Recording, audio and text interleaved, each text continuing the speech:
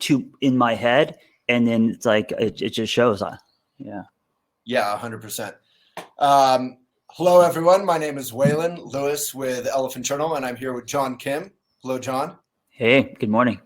And you refer to yourself as the angry therapist. I love that because we have this idea that therapists are just kind of relaxed and talk gently and have a lot of Persian carpets, which I have a lot of red rugs around my house. But where did what's up with the angry therapist, first of all? Yeah, it started. Wait, real quick. I could hear my own self in the headphones. Should I turn them off? Ooh, I don't know. Your audio is great for me, but you could try unplugging your headphones. Yeah, hold on. Molly can also give us notes in the sidebar.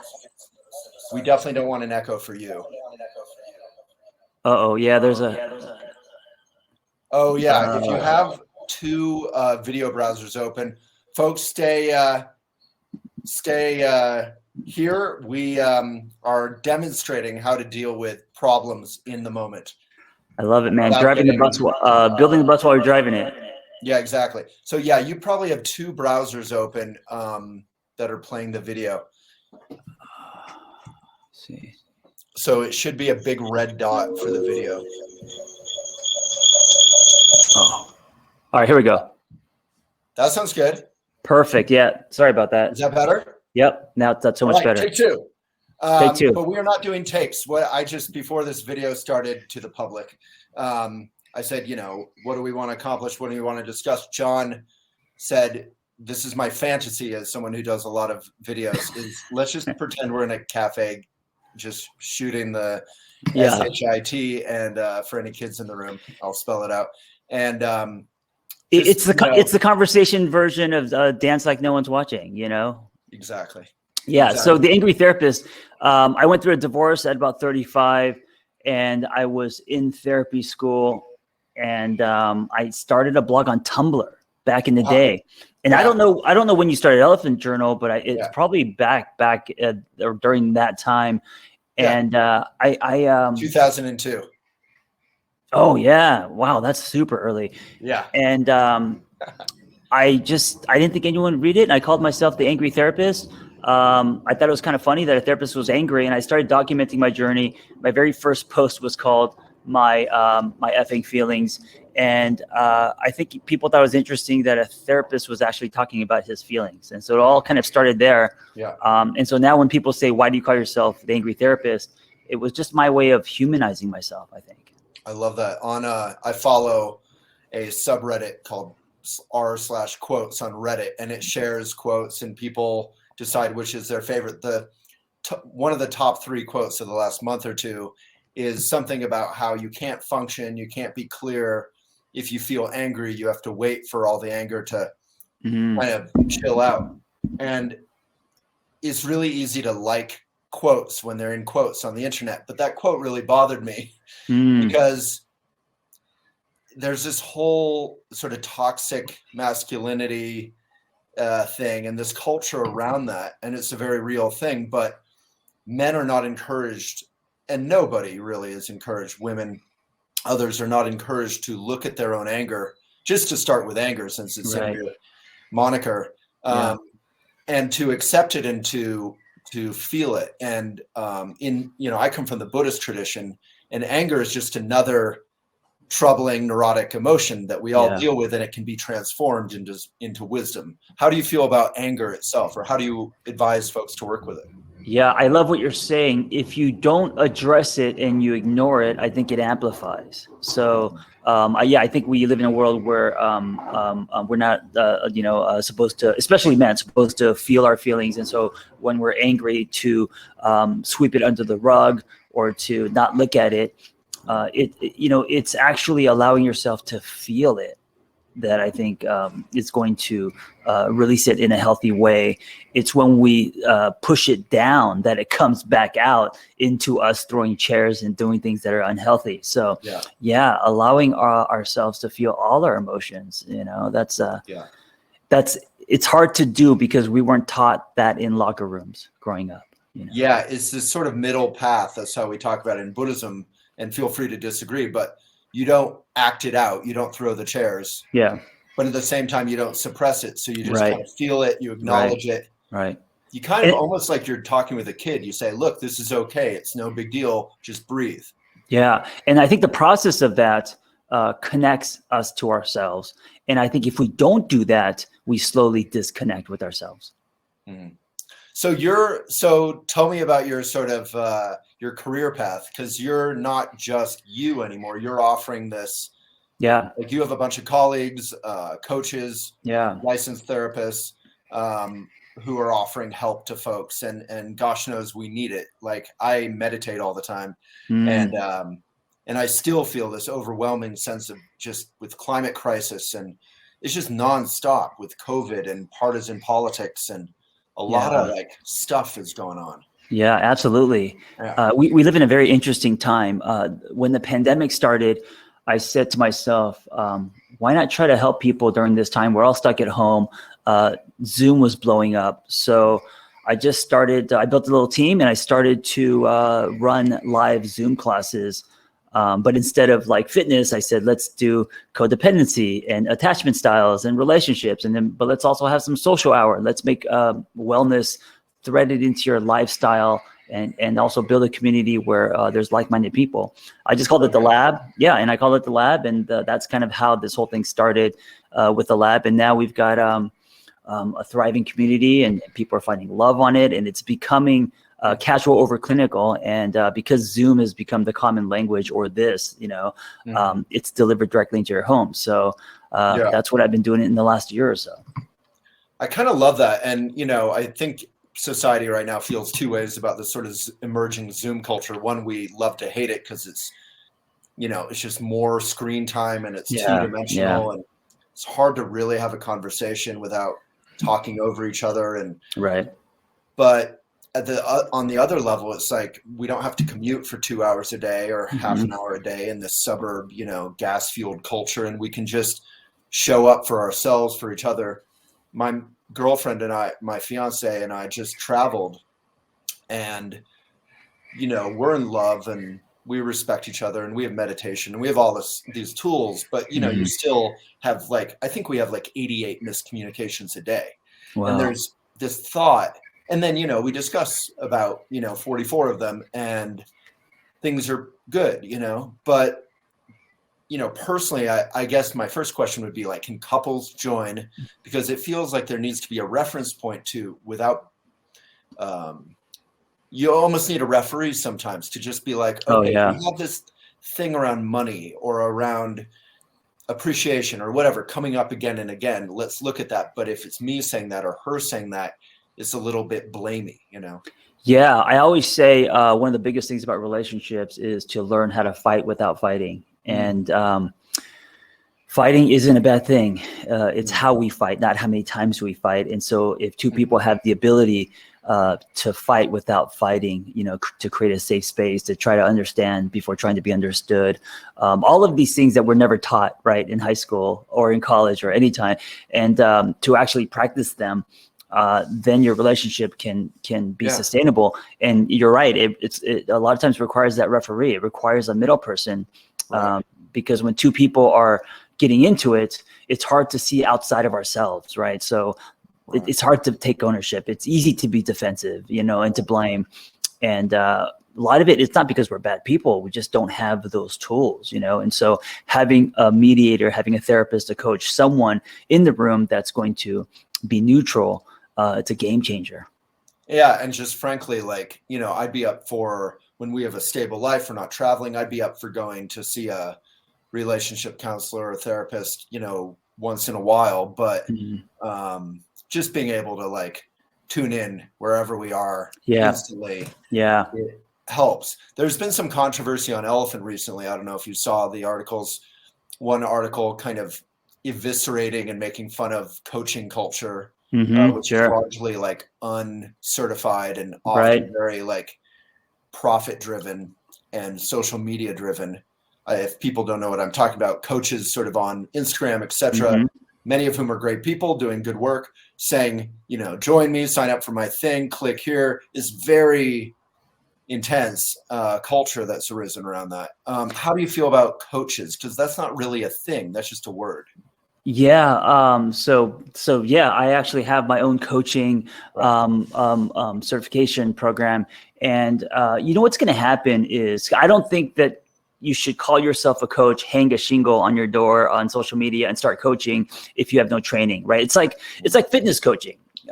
Just because you're passionate about fitness doesn't mean that you could help someone with their Yeah. fitness. So we have a Or responsibility. yoga, you know, Or yoga right, yoga. fitness.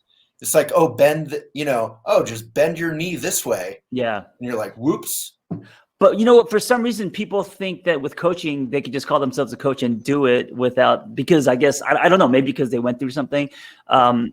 You could definitely help people, I think, with your story, but that's not enough. You need the actual training, like any expert, right?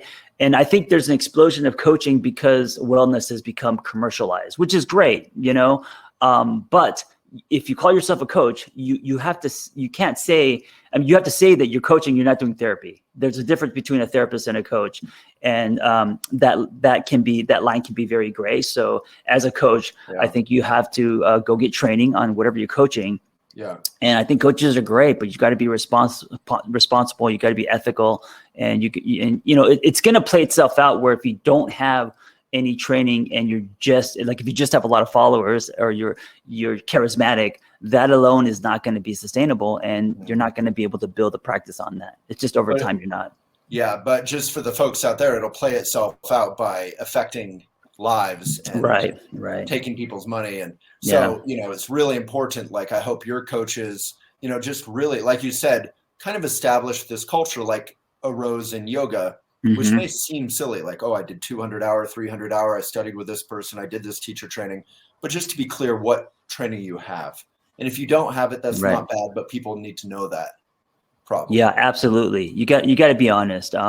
Over at Journey Coaching, I mean, we take you through the whole thing, and after that, we still encourage you to practice and pedal the bike, and it's a craft, And so, yeah, I think there's definitely a responsibility in that. And also as therapists, a lot of therapists are still in training, and they already are doing things that they shouldn't be doing or shouldn't be seeing clients or charging money, and they're out there doing stuff. So the internet has definitely made it the wild, wild west when it comes to wellness. Right. Yeah. So folks out there, verify. Yeah. Because there's a lot of criticism around cults right now. I grew up in a Buddhist community that many people have described as culty or a cult, largely in the last few years when some sexual assault allegations have arisen around the teacher, and a couple of the students have, a couple out of many, many thousands have done awful things. Sure.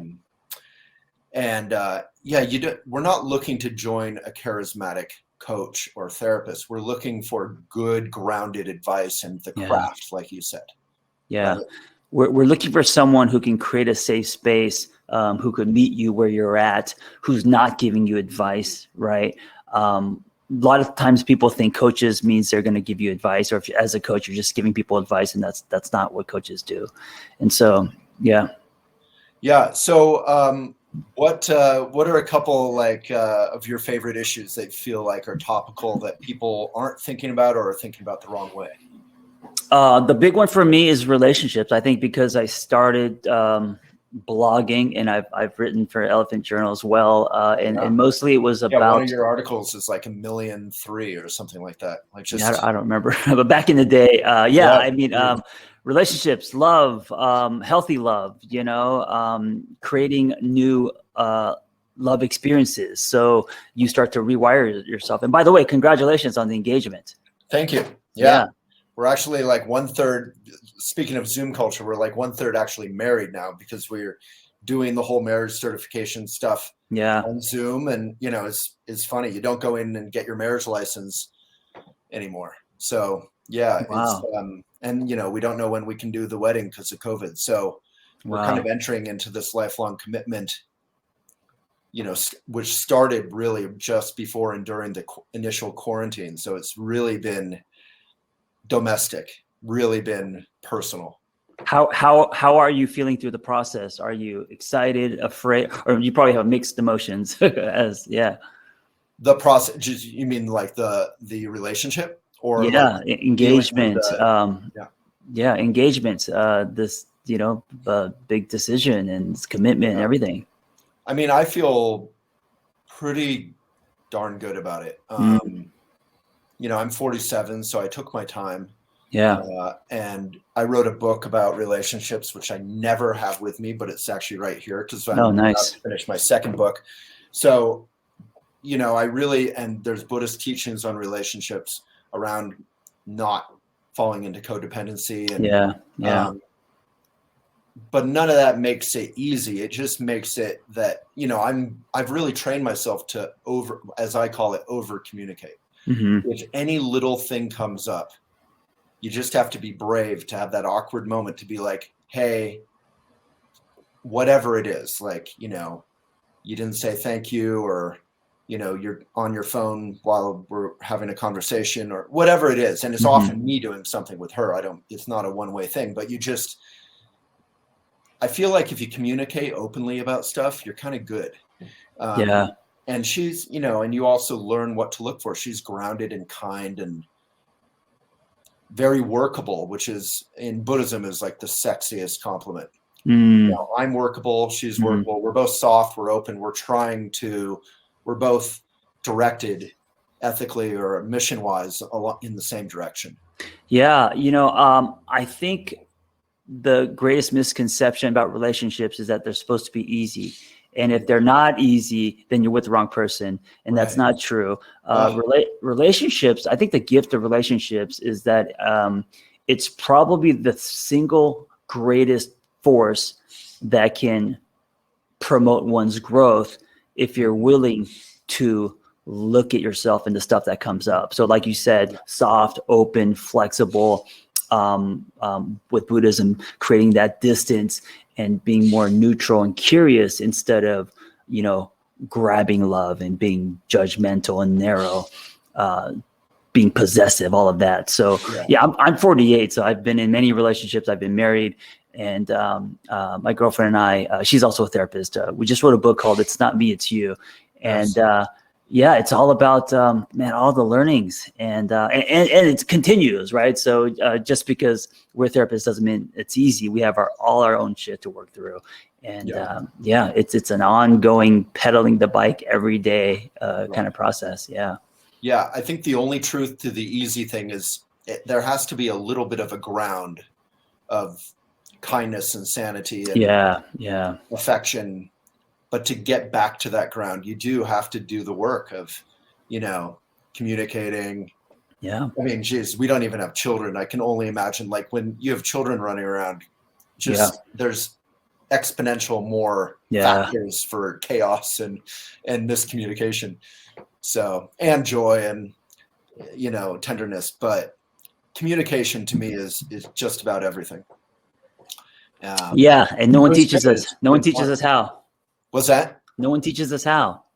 Yeah, no. I mean, my mom was the most wonderful mom. I've written scads about how great she was. But one thing she did was she wouldn't communicate about the little things. She would save them all up. It was actually impressive, her memory. And then once a month, I would do one little thing as a kid, and she would recite all of the things I'd done in the last 30 days. And it just didn't work for me as a kid. I would just sort of, listen to this litany and you kind of need it in the moment a little bit. Yeah. Communication is soil. It's foundational. It also requires vulnerability. Communication doesn't mean to tell someone what to do, right? Or the problems that you have with them. Yeah. Yeah. And there's so much more. The other Buddhist teaching that's been super helpful is drive all blames into one. And there's a corollary teaching to that, which is don't be a doormat. It's called idiot compassion. Don't fall into idiot compassion. But with that as a ground, you really be the first to give an inch, be the first to say, hey, my bad. I didn't communicate. Like, really, blame is such a hot potato in relationships, and it's about the smallest, dumbest things. But what it's really about is blame, who is okay and who isn't. And we're on the same team, right? All of us. Right. But in a relationship, we should be, certainly. So since Buddhism is a big practice for you, your relationship has a spiritual component, correct? Yeah. Which I think is so powerful, right? Yeah. Yeah, I'm in my second book, which is sort of about like Buddhism and everyday life kind of thing. Mm-hmm. We talk a little bit, or I talk a little bit about that word spiritual as it's been kind of passed down to me by my teachers. That is not this big, just like you said, as a therapist, you still have issues, you still have miscommunications. Spirituality doesn't mean you don't have miscommunications, and it doesn't mean you're special in any way whatsoever. Right. It just means you have a sort of a tool to work with.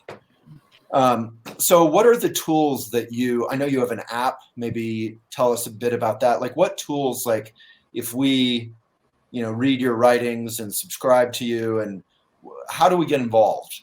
Yeah, I'm a big believer in self-betterment, not just being like one course or one, that it becomes a lifestyle, right? It's the way that you live. And even with Buddhism, that's not something you just do over the weekend. It's a way of life.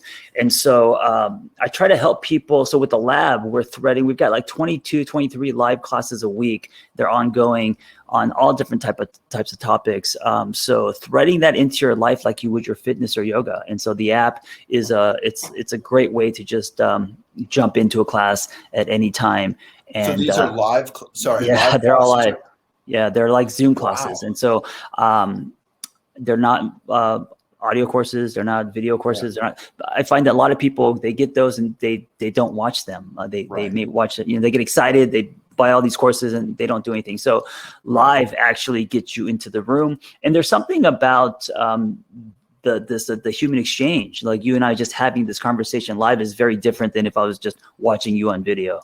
And I think it's all kind of headed that way. So yeah, the lab is like 30 people or 20 people, like on a Zoom, yeah. like on a whatever. It's all different depending on class. We've had, some of our men's groups have 10 people. Some of our, codependency, they have 100 people. So it's all different. And people are showing up in all different ways. Like you'll see people at the beach, you'll see people listening on their bicycle. So sometimes they have their cameras off and they're listening to it like a live podcast, or they're engaging like this. So it's just kind of a fun new way to thread self-betterment into your life. That's interesting. Yeah, my first thought is like here in Boulder, Colorado, there's some men's groups. So I'm like, well, you're kind of taking away from like the local culture. And then you're like, no, it's always the opposite. Like when people start relating to themselves and relating to community and learning, then they also will seek out local stuff. Yeah. They actually proved for many years, I've been a Starbucks and Amazon and all that hater and boycotter. But Starbucks, it does compete with independent cafes in a bad way, but it also creates coffee culture where people then will go to Starbucks for a while and then they'll seek out their local cafe. Hopefully. Right. So, it throws a wider net, but it kind of primes people to go to the independent coffee shops. It's like a graduation. They go to Starbucks just to get the taste, and then they end up eventually going to the independent. Yeah, that's so cool. And then you can select which therapists or which class. You relate with. Yep. Jump into any one of those classes. It's basically like the what's happening with fitness and yoga and Peloton, all these other big companies. But mine's a garage band, and it's more intimate, and so it's love that. Yeah. So how is your my fiance recently asked me about work-life balance because she's doing yoga teacher training right now, and they asked folks to write about their idea of work-life balance, and I said, I don't know. I guess it's good to be balanced, exercise and eat and have some space in your life just for nothing, like in nature, just some open moments when you're not on the phone. But I don't know if I believe in, if you love what you do, you tend to kind of mix it up in your life a bit.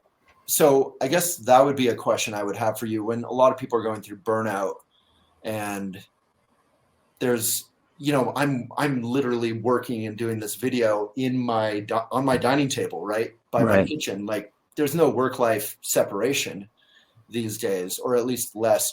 What do you think about that whole thing? It's a big topic, especially now where people are working from home and everything's changing. I don't believe in balance in the sense where it's like, okay, it's 30% work, 30% this. I don't think it's cut up like that. You actually have to get obsessed with what you do. But I also don't believe in like there's a lot of, the whole grinding and Right. get up at 4 a.m. to work out. That's not for everyone, right? The Like glorification of hustle. Yeah. yes, like it works for some people. I mean, like that's The Rock's whole thing is, to be the hardest worker in the room, and that works for him. But it's everyone's different. So I think it's building a life that's honest to you, where you do have some joy and nectar and flow, and like you said, mindfulness and nature and all of that. But the amount that's in your life is dependent on the individual and your recipe. So as a blogger, content creator, and author, I'm doing this all day, but I'm not doing it where it takes away from where I feel exhausted. I kind of thread it into my life. So, an hour here, I go work out, I come back, a couple hours here, do a quick video on my phone in the parking lot. So it's more like a lifestyle than work. And that's the way that it works for me. But I think what we have to do is create a design that works for us individually, according to our wiring and how we are, knowing ourselves. Yeah. Yeah. And I think a big thing, personally speaking, that I've learned over the last year or two is to minimize phone time. So, for everyone out there, like you can set up settings on your phone to limit your time on Instagram or whatever it is. Because a lot of us are like that glorification of busy culture. We're like, oh, I'm busy. But then we spend 45 minutes without even intending to. Yeah. It's a long time scrolling on Instagram. And it's not that Instagram is bad. You may be scrolling great stuff, but you may not be too. Right. So yeah, just getting off the phone a bit and really being present for your life. Out of your house, out of your head. That's my go-to. Right. Yeah. It's been hard for me because I'm such a social community person usually to be home all the time. I've really, I really light up when I get out of my house and go to a cafe and run around town. Right. Me too. How do you do everything that you're doing? Because it seems like you're always on the go, and it seems like you're traveling, and now you're engaged. How do you fit work and also leading your team and all that into your life? Is it very well structured and scheduled, or is it just kind of like get up and let's just go with the punches, roll with the punches? Yeah, I think probably my face said it all. It's like it's definitely. Number one, I have a great team, and that's not like, people win an Oscar and go up and say, I couldn't have done it without, like, I genuinely have a great team. Yeah. They really are talented. So I think my biggest role as the owner and the leader of Elephant is to invest in my team, like to try to do everything I can to keep them here and keep them fulfilled and offer them change or challenge if they need it, but also encourage them to tackle craft, which can often feel like boredom. Like in our American culture, we're like, I need something new. But really, any crafts person, you see them, making pottery or something, they've become excellent at their craft. Yeah. Through repetition and practice. So I think that's huge. I think I meditate for 5 or much longer minutes in the morning, 5 or much longer minutes in the evening. Dedicate the merit, so it's not all about me. That's a big thing, just to set the intention that what I'm doing is for all sentient beings. Oh, I love that. Yeah, that reminds me of one of the concepts that I really love is trying to live a through me life instead of a by me or to me life. And I think I love that. Yeah, and it's hard to do. I think in my 20s I was very either to me victim mode or by me, which is like my way or the highway, a lot of ego. In my 30s, I became a more for me, like, hey, I deserve, this motorcycle or this workout or whatever, this donut. And then now in my 40s, so I'm 48, I'm trying to really live more of a through me life where, allowing something greater than myself to work through me, whether it's in my relationship or with my team or with, just creating content and writing and stuff, Yeah. And I think as we can see, hopefully with you and, in Buddhism, it's not like a selfless thing. Buddhism talks about selflessness, but the idea that there's this great quote that really changed my life when I heard it. It was, it's a Buddhist quote, and it says, if you want to be happy, think first of others. Not only of others, first of others. Yeah. Others, all sentient beings includes you. If you want to be unhappy, think only of yourself. Yeah. So I love that. The through me life is also, it comes back to you. Right. Not through some magical law of karma. It's more fulfilling and joyful to not be self-consumed all the time. Usually when we're most self-consumed, it's when we're most unhappy. We're like, Yeah. what about me? What about me? What about me? You know what it does is put you on a higher frequency, you know, and I think good things happen when you're on that frequency. If it's all about you, and you may have a lot of money, or you may be, you know, have your empire, but if you keep making it about you, I think that frequency, it puts you more in a chasing state than an attracting state. And I think it just kind of, you know, it makes you hollow, you know, ultimately. Yeah. And, you know, the materialistic life is, you know, like, I'm sure you love your motorcycle and you use it and you enjoy it. But as we all know, when we get our dreams, if our dreams are material things, they can contribute to happiness. Like, I'm in a home, and this home contributes so much to my life. But there's a sort of, they don't actually make us happier in here. Right. They do provide a ground for our life, or a joy, or you know, they're a privilege, but there's more we have to do if we actually want to be happy. And that generally, as Eleanor Roosevelt said, comes through service. Yeah. She was miserable her whole life growing up. She was taught that she was ugly. She was taught to shut up, basically. And she just didn't want to shut up, and she wanted to be happy. And she discovered service. And she said the moment she discovered service, she never wanted to do anything else. And as we know from history, she was transformative and amazing at that. Yeah, and it's very easy these days with likes and filters and numbers and scaling and all that to fall into the trenches of, you know, how can I get this? But my greatest reset is actually what you just said. It's when I sit in the morning and I just kind of like set the intention, how can I be of service today? How can I be of service today? And it kind of allows me to get out of my own way. It allows me to be fearless, and it allows me to get into that state where, you know, something greater is working through me. And that's also how you hit flow. That's how you actually get, you know, do things where you're sharing your gifts more so because you're getting out of your own way. Oh, hugely. I love what you said, John, because if you're in the flow and someone criticizes you, if I say, hey, you do this thing, or you said this thing in your Instagram post or whatever, and you're stupid, and you're wrong. Right. If someone, you know, and that happens to me all the time. If your mission in life is service, you're actually a little curious. You're not defensive right away. You're like, okay, calling me stupid is rude, but what's beneath that? What's the seed I can learn from in here? How can I be a better service? But if your mission in life is me, and someone calls you stupid, that's like an existential threat. Yeah. You go to war, and that consumes an hour of your day, and emotionally, it could consume a week, and that takes you out of your flow, as you so well said. I love that. So to stay in your flow, you actually want to be able to bend, not just go to war all the time. Yeah, man, imagine if everyone was like that on this planet. It would be a very different world. Seriously, like even around the abortion debate, you know, there could be both justice and activism and anger, like you've talked about, and outrage, and, you know, action to change this. But at the same time, there could be curiosity and dialogue and listening, getting beyond the like BS partisan political scoring points and saying, if our ultimate concern is the baby, we also need to be concerned about the mom. We also need to think about the, you know, anyway, without getting too into it, into the dad's responsibility and the baby's lively, you know, health and education after they're a baby, you know, like, let's make this a larger thing. There's no conversation. Instead, there's just a lot of people pulling on tug of war ropes.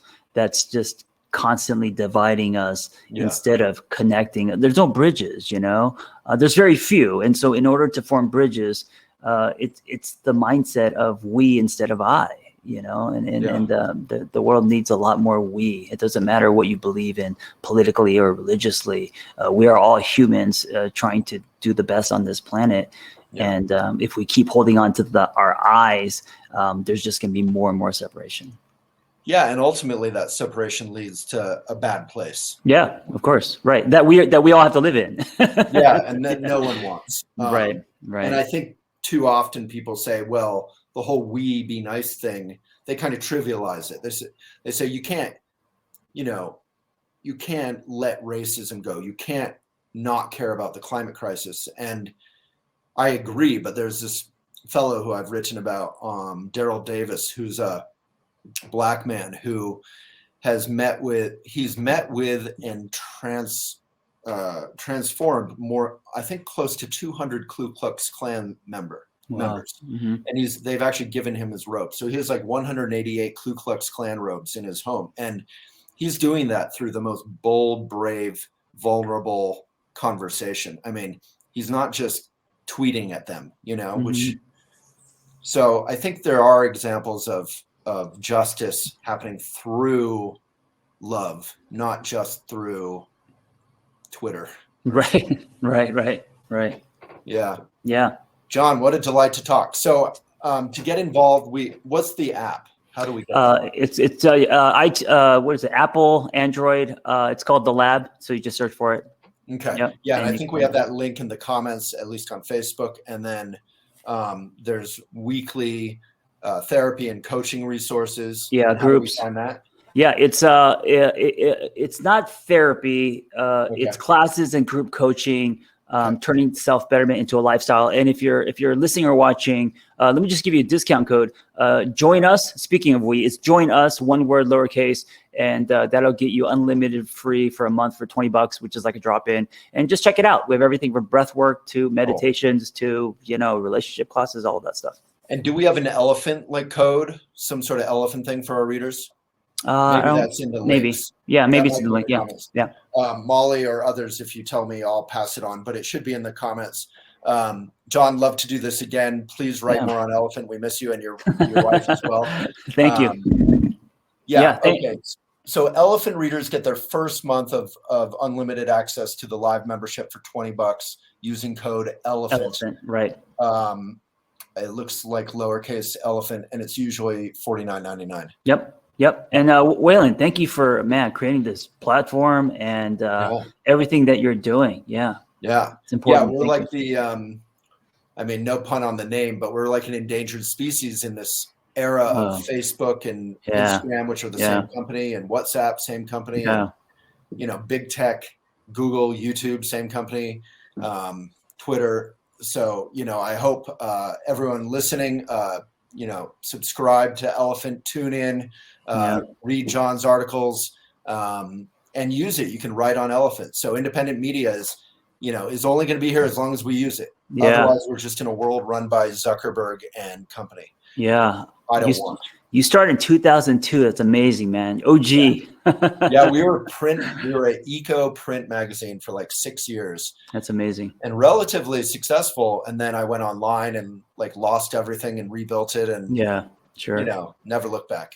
Yeah. Awesome. Well, keep leaning forward. Congratulations on the engagement. And thank you.